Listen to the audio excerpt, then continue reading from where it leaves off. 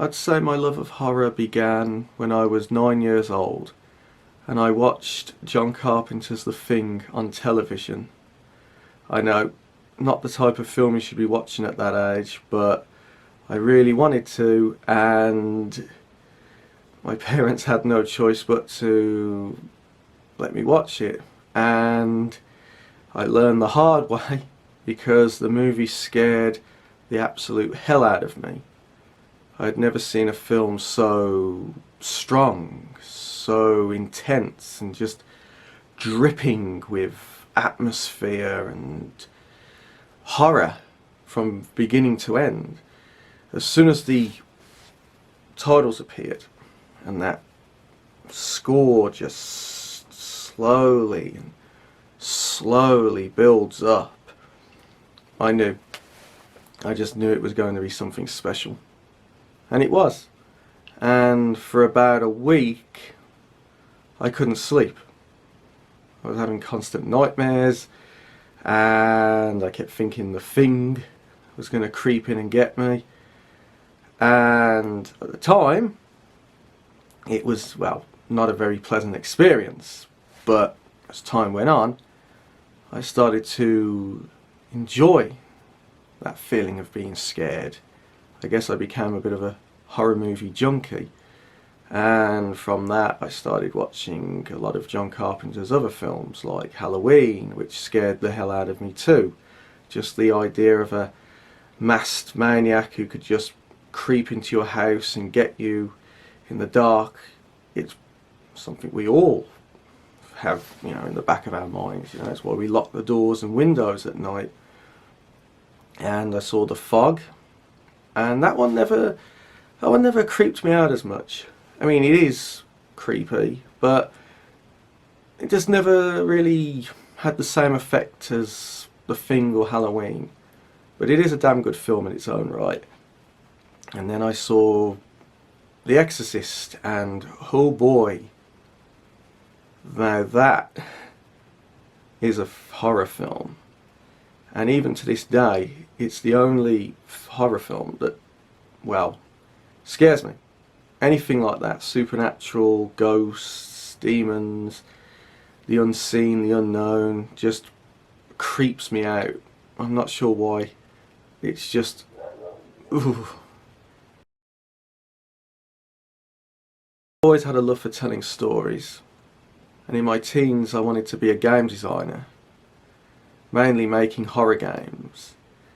The only problem is I'm not good with a computer, and the amount of technical skill you need to code a game is just, it's not my forte at all.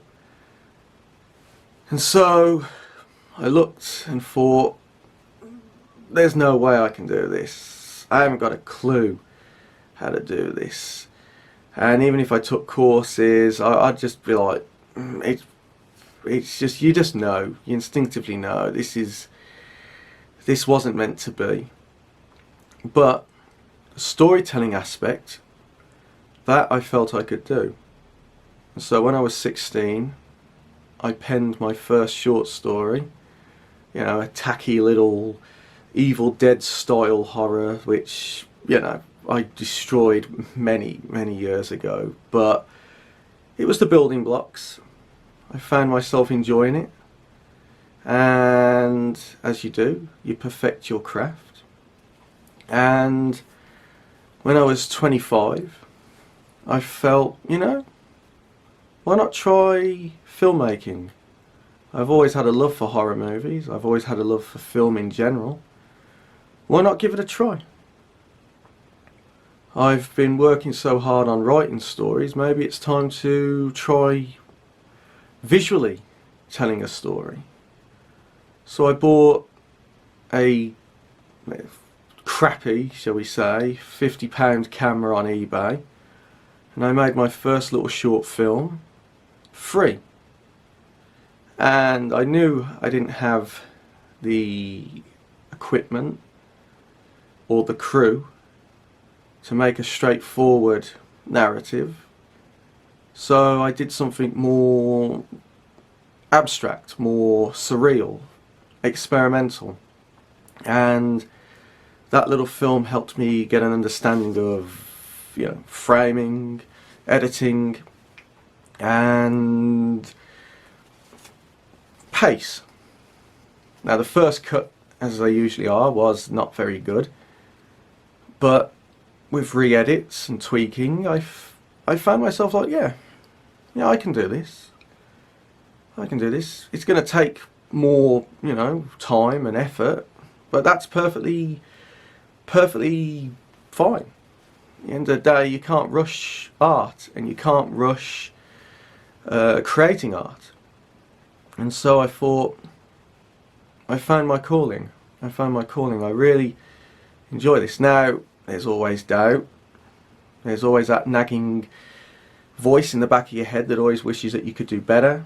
Like, you always just want to tear everything down and recut it and even reshoot it. But there's always a reason why you did it the way you did.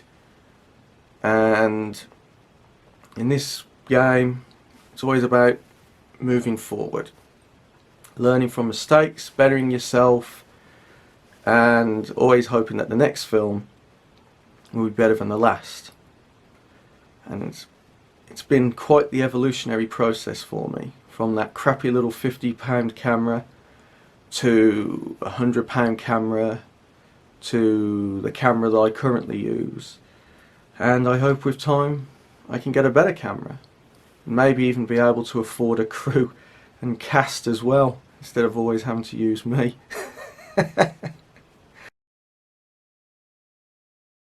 Alone in the Dark is an interesting beast.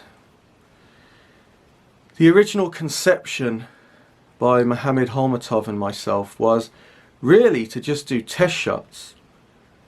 I'd purchased some LED lights at the time, as I wanted to. Every other film I had done prior had zero artificial lighting. It was always just whatever light source that was in the house or daylight. So I wanted to try and up the ante and try experimenting with artificial light. And I've always had a love for Italian horror, and I've always loved that surreal, colourful lighting, like in Dario Argento's Suspiria, or even art films in general, like Jean-Luc Godard's Le Mépris, with blues and reds and yellows and the like. And I thought, I want to do that. I want to do something like that, something weird, something otherworldly with the lighting. And Alone in the Dark was just going to be a bunch of test shots, a close-up, a medium shot, a long shot, just to see how the lighting would look in different angles and different shots. But then I thought, well, why not make a film out of it? Why not, you know, instead of just doing test shots, actually experiment with an actual film? And so the genesis was to do a supernatural psychological horror. As much as I love slashers and gore films and alien films like Alien and The Thing, I do find that supernatural horrors scare me the most. So I thought, why not do that? Why not do that? And obviously I didn't have the budget to go too out there, and like I say, I don't have a crew, so it was all just me setting the camera up and hoping I got everything in focus and hoping everything is fine with the lighting and that. Obviously you can only do as good as you can on your own, but it turned out okay. It turned out okay. I think maybe it was made at the best time, because I was going through, what's the better use of the word, a tough time. My father had unfortunately passed away from cancer, so I was feeling really depressed, in a very, hate to use the term, dark place, but I was, which I think is why the performance is so odd, because I wasn't entirely all there. But I feel it all worked. I think it worked to create this sort of emotionally charged, eerie little film. Now, is it perfect? I don't think so. I mean, I do wish my performance was better, and I do wish maybe I'd set the lighting better, and a few other complaints I have with it. I mean, the camera I had at the time isn't the best, there's a lot of noise, but at the same time I feel maybe that's what gives the movie its unique feel. The odd performance, the odd lighting, the grainy picture quality. It gives it a sort of rawness, I think, and also supernatural. I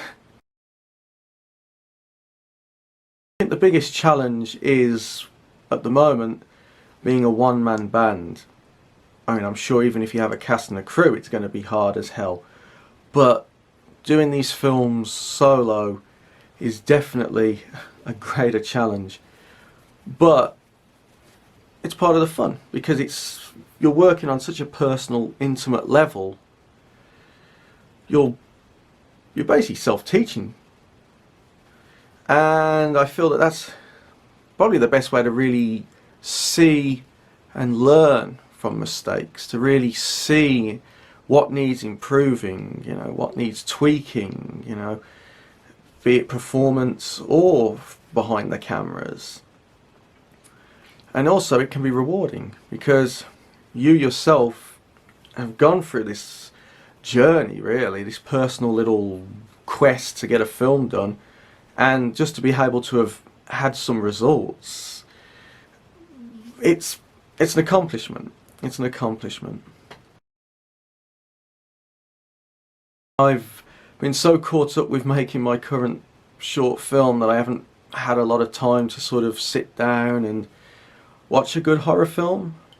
But the ones I have seen spaced out, like Dead Birds and Grim Prairie Tales, have been interesting little diversions. I do hope to watch some more like horror films. Maybe once this film is in the can, I'll sit down and watch a few more.